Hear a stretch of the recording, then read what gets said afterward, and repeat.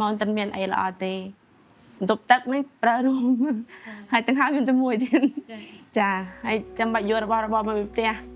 វាខ្វះខាតទីពេទ្យខ្វះខាតច្រើនដល់ពេលកូនទី2រៀងបានទាំងសំសួនដែរដល់មានរបស់យើងប្រើប្រាស់ត្រឹមត្រូវចាដល់ពេលចាក់កូនទី3បានពេញចិត្ត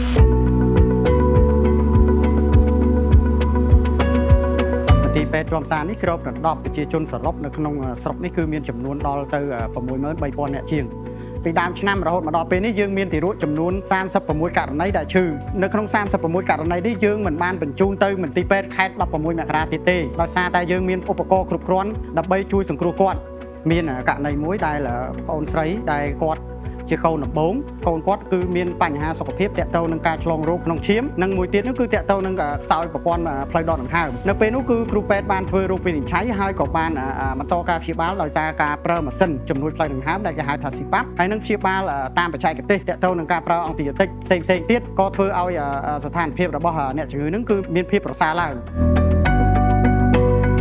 ពីដើមឡើយគឺមន្ទីរពេទ្យជាំសានគឺមានបញ្ហាទាក់ទងនឹងការគ្រប់គ្រងសំណល់រាវដោយសារតែទីតាំងនៅមន្ទីរពេទ្យនេះគឺជាដីជាំទឹកអញ្ចឹងនៅពេលនោះគឺវាធ្វើឲ្យមានការបញ្ហាទៅលើការស្ទះមង្គលក៏ដូចជាជះក្លិននៅជុំវិញសហគមន៍ផងដែរនៅពេលដែលយើងហូរទឹកនឹងចេញទៅក្រៅបន្ទាប់ពីបានការគ្រប់គ្រងពីអង្គការ UNICEF ក៏ដូចជារដ្ឋាភិបាលកូរ៉េបានជួយដល់មន្ទីរពេទ្យជាំសានធ្វើឲ្យមានការកែលម្អទាក់ទងនឹងហេដ្ឋារចនាសម្ព័ន្ធដែលមាននៅក្នុងនោះគឺទាក់ទងនឹងអាងប្រតិកម្មសំណល់រាវទាក់ទងនឹងបន្ទប់ទឹកជនពិការបំពាក់ឡាបូលាងដៃគ្រប់ផ្នែកទាំងអស់ហើយនៅក្នុងនោះគឺមានបំពាក់ទៅលើទាក់ទងនឹងទឹកផឹកដល់អ្នកជំងឺក៏ដូចជាអ្នកកំដរក៏ដូចជាគ្រូពេទ្យផងដែរដែលបម្រើសេវានៅក្នុងមន្ទីរពេទ្យអញ្ចឹងមានន័យថាការចូលរួមចំណែកនៅក្នុងការអភិវឌ្ឍនៅហេដ្ឋារចនាសម្ព័ន្ធនៅក្នុងមូលដ្ឋានសុខាភិបាលនានាក្នុងខេត្តព្រះវិហារនិយាយជារួមហើយដោយឡែកគឺនៅក្នុងមន្ទីរពេទ្យជាំសានដែលតាមរយៈអង្គការ UNICEF នេះគឺយើងបានឃើញថាបានផ្ដល់នៅហេដ្ឋារចនាសម្ព័ន្ធជាច្រើនបងដឹងហើយថាភ្លើងដាច់គឺវាមិនប្រាប់យើងភ្លាមទេអញ្ចឹងនៅពេលដែលដាច់នេះគឺតាក់ទងនឹងបញ្ហាដែលមន្ទីរពេទ្យបានជួបប្រទះគឺផ្នែកសង្គ្រោះបន្ទាន់គឺធ្វើឲ្យយើងមិនអាចសង្គ្រោះបន្ទាន់ពេលទេព្រោះនៅពេលនៅក្នុងសង្គ្រោះបន្ទាន់នៅពេលនោះគឺយើងធ្លាប់ជួបករណីដែលយើងត្រូវការបូមស្លេះអញ្ចឹងធ្វើឲ្យអត់មានអគ្គិសនីគឺយើងអាចបូមបានទេ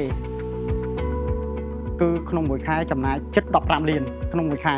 អញ្ចឹងបន្ទាប់ពីយើងបានសូឡានេះជួយមកឃើញថាថវិកាដែលយើងត្រូវបង់នឹងមានចំនួនប្រហែលតែជាង6លានទេអញ្ចឹងវាធ្វើឲ្យមន្ទីរពេទ្យនឹងអាចចំណេញថវិកាច្រើនក្នុងមួយខែដែលអាចយកថវិកាហ្នឹងទៅគិតទៅលើវិនិយោគទៅលើសម្ភារៈក៏ដូចហេដ្ឋារចនាសម្ព័ន្ធផ្សេងទៀត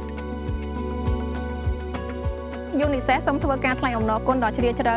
ជូនចំពោះរដ្ឋាភិបាលនៃសាធារណរដ្ឋកូរ៉េក៏ដូចជាកិច្ចសហប្រតិបត្តិការរបស់ក្រសួងសុខាភិបាលនិងដៃគូអភិវឌ្ឍផ្សេងទៀតសម្រាប់ការគាំទ្រទៅលើគម្រោងនេះការគាំទ្រនេះមិនត្រឹមតែបានផ្ដល់ជូននៅធនធានសម្រាប់មូលដ្ឋានសុខាភិបាលក្នុងការបម្រើសេវាជូនប្រជាពលរដ្ឋប៉ុណ្ណោះទេប៉ុន្តែគឺជាការបង្ហាញភាពជាដៃគូដ៏រឹងមាំនៅក្នុងការវិនិយោគទៅលើវិស័យសុខាភិបាលក៏ដូចជាសុខភាពមាតានិងទារកនិងអនាម័យទឹកស្អាតនៅប្រទេសកម្ពុជាផងដែរ